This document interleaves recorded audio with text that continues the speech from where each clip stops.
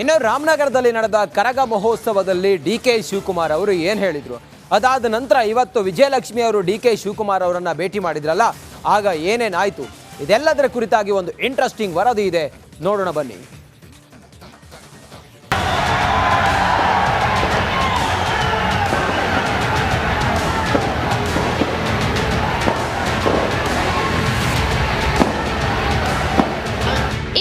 ದರ್ಶನ್ ಪರ D boss ಅಂತ ಘೋಷಣೆ ಕೂಗ್ತಾ ಇರೋದು ಯಾವುದೇ ಸಿನಿಮಾ ಈವೆಂಟ್ ನಲ್ಲಿ ಅಲ್ಲ. ರಾಮನಗರದಲ್ಲಿ ನಡೆದ ಚಾಮುಂಡೇಶ್ವರಿ ಕರಗ ಮಹೋತ್ಸವದಲ್ಲಿ ದರ್ಶನ್ ಅಭಿಮಾನಿಗಳು ಘೋಷಣೆ ಕೂಗಿದ್ದಾರೆ.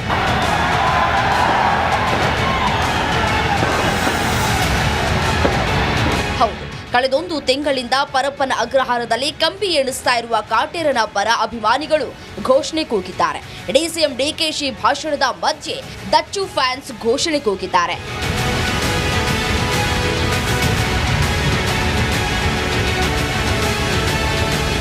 ದರ್ಶನ್ ಪರ ಘೋಷಣೆ ಕೂಗ್ತಾ ಇದ್ದಂತೆ ಡಿಸಿಎಂ ಡಿ.ಕೆ. ಶಿವಕುಮಾರ್ ಪ್ರತಿಕ್ರಿಯಿಸಿದ್ದಾರೆ. ವಿಜಯಲಕ್ಷ್ಮಿ ಅವರನ್ನು ಭೇಟಿ ಮಾಡಿ ಅನ್ಯಾಯವಾಗಿದ್ರೆ ಸರಿಪಡಿಸುವ ಪ್ರಯತ್ನ ಮಾಡ್ತೇನೆ ಅಂತ ಹೇಳಿದ್ರು.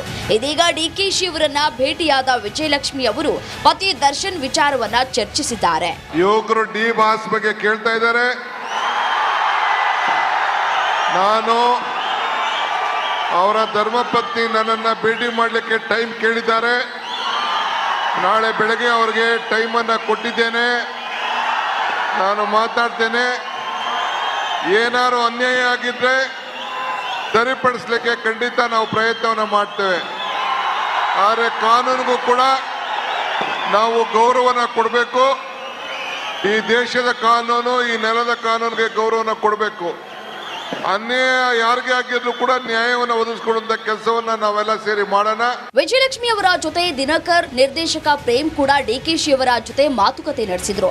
ಬಳಿಕ ಮಾತನಾಡಿದ ಪ್ರೇಮ್, ವಿನೇಶ್ ಶಾಲೆ ವಿಚಾರ ಚರ್ಚಿಸಿದ್ದೇವೆ, ದರ್ಶನ್ ವಿಚಾರ ಮಾತನಾಡಿಲ್ಲ ಅಂತ ಹೇಳಿದ್ರು. ಸೊ ವಿನೀಶ್ ಒಂದು ಸ್ಕೂಲ್ದು ಅಡ್ಮಿಷನ್ ಇತ್ತು, ದರ್ಶನ್ ಅವ್ರ ಮಗನ ವಿನೀಶ್ ಸ್ಕೂಲ್ ಅಡ್ಮಿಷನ್ ಒಂದಿತ್ತು.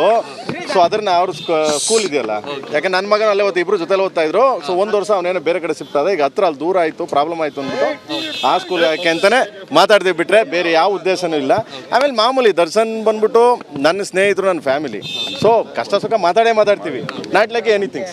ಅದಕ್ಕೆಂದ್ರೆ ಅದು ಕಾನೂನಿದೆ, ನ್ಯಾಯಾಂಗ ನಡೀತಾ ಇದೆ, ಅದ್ರ ಮೇಲೆ ನಾವೇನು ಮಾತಾಡೋಕ್ಕಾಗಲ್ಲ ಅದ್ರ ಬಗ್ಗೆ ಅಲ್ವಾ. ರೇಣುಕಾಸ್ವಾಮಿ ಕೊಲೆ ಕೇಸ್ನಲ್ಲಿ ಕಂಬಿ ಹಿಂದೆ ಲಾಕ್ ಆಗಿರುವ ಕರಿಯನನ್ನ ಕಾಪಾಡೋಕೆ ಪತ್ನಿ ವಿಜಯಲಕ್ಷ್ಮಿ ಹೋರಾಡ್ತಾ ಇದ್ದಾರೆ. ಇದೀಗ ಡಿಸಿಎಂ ಭೇಟಿಯಾದ ವಿಜಯಲಕ್ಷ್ಮಿ ಅವರ ಮುಂದಿನ ನಡೆ ಏನು ಅನ್ನೋದು ತೀವ್ರ ಕುತೂಹಲ ಕೆರಳಿಸಿದೆ. Bureau report, republic Kannada. DCM D K. Shivakumar ಅವರ ಮನೆಗೆ ದರ್ಶನ್ ಪತ್ನಿ ವಿಜಯಲಕ್ಷ್ಮಿ ಹೋಗಿ ಅವರನ್ನ ಭೇಟಿಯಾಗಿ ಬಂದಾದ ನಂತರ ಈಗ ಭಾರಿ ಕುತೂಹಲ ಕೆರಳಿಸ್ತಾ ಇದೆ. ದರ್ಶನ್ನ ವಿಚಾರವಾಗಿ ಏನಾದರೂ ಸಹಾಯ ಕೇಳಿದ್ರ ವಿಜಯಲಕ್ಷ್ಮಿ ಡಿಸಿಎಂ ಡಿ.ಕೆ. ಶಿವಕುಮಾರ್ ಅವರನ್ನ ಅನ್ನೋದು. ದರ್ಶನ್ ಕೇಸ್ನಲ್ಲಿ ನಾನು ಮಧ್ಯಪ್ರವೇಶ ಮಾಡೋದಿಲ್ಲ ಅಂತ ಹೇಳಿ ಹೇಳ್ತಾ ಇದ್ದಾರೆ ಡಿಸಿಎಂ. ಬೆಂಗಳೂರಿನಲ್ಲಿ ಡಿ.ಕೆ. ಶಿವಕುಮಾರ್ ಸ್ಪಷ್ಟನೆಯನ್ನು ಕೊಟ್ಟಿದ್ದಾರೆ. ವಿಜಯಲಕ್ಷ್ಮಿ ಕೂಡ ದರ್ಶನ್ ಕೇಸ್ ಬಗ್ಗೆ ಚರ್ಚೆ ಮಾಡಿಲ್ಲ. ರಾಮನಗರದಲ್ಲಿ ಡಿ ಬಾಸ್ ಅಂತ ಕೂಗಿ ಗಲಾಟೆ ಮಾಡಿದ್ರು, ನನಗೆ ಭಾಷಣ ಮಾಡಲು ಅವಕಾಶವನ್ನೇ ಕೊಟ್ಟಿರಲಿಲ್ಲ. ಭೇಟಿಗೆ ಬೇಡ ಅನ್ನಲ್ಲ, ಆದರೆ ಕೇಸ್ನಲ್ಲಿ ಮಧ್ಯಪ್ರವೇಶ ಮಾಡಲ್ಲ ನಾನು. ವಿಜಯಲಕ್ಷ್ಮಿ ಭೇಟಿ ನಂತರ ಡಿಸಿಎಂ ಡಿ.ಕೆ. ಈ ಮಾತನ್ನು ಹೇಳಿದ್ದಾರೆ. I don't want to ಇಂಟರ್ವ್ಯೂನ್. ನಾನು ಪೊಲೀಸ್ ವಿಚಾರದಲ್ಲಿ ಇಂಟರ್ವ್ಯೂನ್ ಆಗೋಕ್ಕೆ ನಾನು ತಯಾರಿಲ್ಲ. ಪಾಪ ಮಗುಗೆ ಏನಾದ್ರು ನನ್ನ ಕೈ ಸಹಾಯ ಮಾಡೋಕ್ಕಾದ್ರೆ ನಮ್ಮ ಪ್ರಿನ್ಸಿಪಲ್ಗೆ ಹೇಳ್ತೀನಿ, ಹೋಗಿ ಅವರು ತಾಯಿ ಮಗ ಇಬ್ಬರು ಭೇಟಿ. ಸೊ ನಾನು ಹೋಮ್ ಮಿನಿಸ್ಟ್ರು ಅಲ್ಲ. ನನ್ನ ವ್ಯಾಪ್ತಿದು ಏನಾದ್ರು ಇತ್ತು ಅಂತಂದರೆ ಏನು ಅಂತ ನೋಡ್ಬೋದಾಯ್ತು. I don't want to intervene with that. ಒಂದು ವೇಳೆ ಈ ಪ್ರಕರಣದಲ್ಲಿ ವಿಜಯಲಕ್ಷ್ಮಿ ದರ್ಶನ್ ಅವರು ಮತ್ತೆ ನಿಮ್ಮ ನೆರವು ಕೇಳಿದ್ರೆ ನೀವು ಸಹಾಯ ಮಾಡ್ತೀರಾ ಸರ್? ನೆರವು ಏನು ನಾವು we can't ಇಂಟರ್ವ್ಯೂನ್ with the police investigation. We can't ಇಂಟರ್ವ್ಯೂನ್ with the police station. ಈಗ ನಾನು ಅವ್ರು ಬಂದು ನಾನು ಭೇಟಿ ಮಾಡ್ತೀನಿ ಅನ್ನೋರು ನಾನು ಹೆಂಗೆ ನಿರಾಕರಣೆ ಮಾಡ್ತೀನಿ? Being in public life. ಜೊತೆಗೆ ಆ ಹೆಣ್ಮಗಳು ಬರೀ ನಮ್ಮ ಸ್ಕೂಲ್ ಪಕ್ಕನೇ ಇದೆ.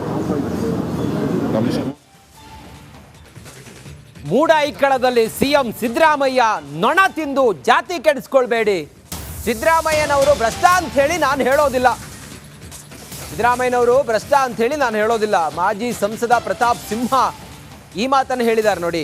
ಸಿದ್ದರಾಮಯ್ಯ ಅಷ್ಟೇನು ಆಸ್ತಿವಂತ ಅಲ್ಲ. 14 ಸೈಟ್ಗಳಿಗೆ ವರ್ಚಸ್ಸು ಕುಗ್ಗಿಸಬೇಡಿ ಸಿದ್ದರಾಮಯ್ಯನವರದ್ದು. ಮೂಡಾಗೆ ಸೈಟ್ ಕೊಟ್ಟು ಘನತೆಯನ್ನು ಉಳಿಸಿಕೊಳ್ಳಿ ಅಂಥೇಳಿ ಮಾಜಿ ಸಂಸದ ಪ್ರತಾಪ್ ಸಿಂಹ ಹೇಳಿದ್ದಾರೆ. 20 ವರ್ಷಗಳಲ್ಲಿ ಯಾರ್ಯಾರು ಮುಖ್ಯಮಂತ್ರಿ ಆಗಿದ್ದಾರೆ ಅವರ ಆರ್ಥಿಕ ಸ್ಥಿತಿಗತಿಯನ್ನು ಹೋಲಿಸಿದರೆ ನಾನು ಇವತ್ತಿಗೂ ಕೂಡ ನಿಮ್ಮನ್ನು ಭ್ರಷ್ಟ ಅಂತ ಹೇಳಲಿಕ್ಕೆ ನಾನು ರೆಡಿ ಇಲ್ಲ. ಆದರೆ ಇವತ್ತೇನು ಘಟನೆ ಹೊರಗಡೆ ಬಂದಿದೆಯಲ್ಲ ಅದು ನಿಮ್ಮ ಪ್ರಾಮಾಣಿಕತೆಯ ಬಗ್ಗೆ ಜನರ ಮನಸ್ಸಲ್ಲಿ ಅನುಮಾನವನ್ನು, ಶಂಕೆಯನ್ನು, ಪ್ರಶ್ನೆಯನ್ನು ಮೂಡಿಸಿದೆ. ಅದಕ್ಕೋಸ್ಕರ ಹೇಳ್ತಾ ಇದ್ದೀನಿ, ದಯವಿಟ್ಟು ನೀವು ತೆಗೆದುಕೊಂಡಿರುವಂತಹ 16 ಸಂತೋಷ್ ಹೆಗ್ಡೆ ಅಥವಾ ಎನ್ ಕುಮಾರ್ ಅಂತಹ ಜಡ್ಜ್ಗಳಂತ ಅಂಥ ಕ್ಯಾಲಿಬರ್ ಇರುವಂಥ ಜಡ್ಜ್ಗಳು ಅಥವಾ ಎನ್ ಕುಮಾರ್ ಅಂಥವ್ರನ್ನ ಇದರ ಅವರ ನೇತೃತ್ವದಲ್ಲಿ ಒಂದು ನ್ಯಾಯಾಂಗೀಯ ತನಿಖೆಯನ್ನು ಮಾಡಲಿಕ್ಕೆ ಆದೇಶವನ್ನು ಮಾಡಿ. ಆಗ ಇಡೀ ಪ್ರಕರಣ ಹೊರಗಡೆ ಬರುತ್ತೆ. ಇವತ್ತು 16 ಸೈಟ್ ತೊಗೊಂಡಿರುವಂಥ ನೀವಷ್ಟೇ ಕಟಕಟೆಗೆ ಬಂದು ನಿಂತಿದ್ದೀರಿ. ಅದು ನೀವು ಆ ಸೈಟನ್ನು ಸರೆಂಡರ್ ಮಾಡಿ ಒಂದು ಕೂಲಂಕಷವಾದಂಥ ತನಿಖೆಗೆ ಒಬ್ಬ ಸಂತೋಷ್ ಹೆಗ್ಡೆ ಅಥವಾ ಎನ್ ಕುಮಾರ್ ಅವರಂತಹ ಕ್ಯಾಲಿಬರ್ ಇರುವಂತಹ ಒಂದು ಟ್ರ್ಯಾಕ್ ರೆಕಾರ್ಡ್ ಇರುವಂತಹ ಜಡ್ಜ್ಗಳ ನೇತೃತ್ವದಲ್ಲಿ ಒಂದು ನ್ಯಾಯಾಂಗೀಯ ತನಿಖೆಗೆ ಆದೇಶನ ಮಾಡಿದರೆ ನೀವು ಒಳ್ಳೆಯ ಮೇಲ್ಪಂಕ್ತಿಯನ್ನು ಹಾಕ್ಕೊಡ್ಬೋದು. ಪ್ರತಿನಿತ್ಯನೂ ಕೂಡ ಮೂಡಾ ಸೈಟ್ ಹೊಡೆದ್ರಿ.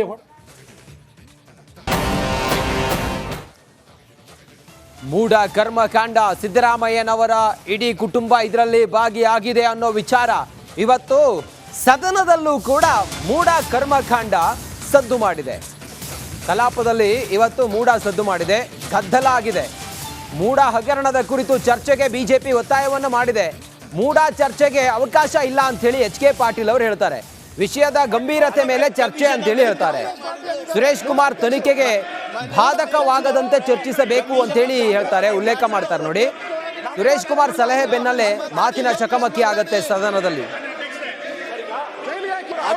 ಅದಕ್ಕೆ ಕಮಿಷನ್ ಆಫ್ ಮೂಡ ಅಧ್ಯಕ್ಷರು ಕಮಿಷನ್ ಆಫ್ ಎನ್ಕ್ವೈರಿ ಮಾತಾಡಿ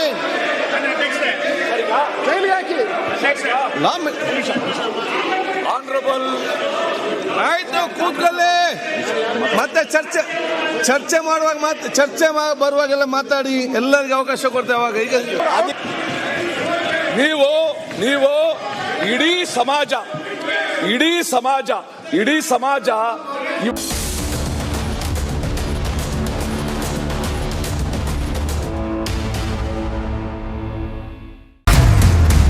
ದಿನೇಶ್ ಗುಂಡೂರಾವ್ ಪ್ರತಿನಿಧಿಸುವಂತಹ ಕ್ಷೇತ್ರ ಗಾಂಧಿನಗರ ವಿಧಾನಸಭಾ ಕ್ಷೇತ್ರಕ್ಕೆ ನಾವು ಬಂದಿದ್ದೀವಿ.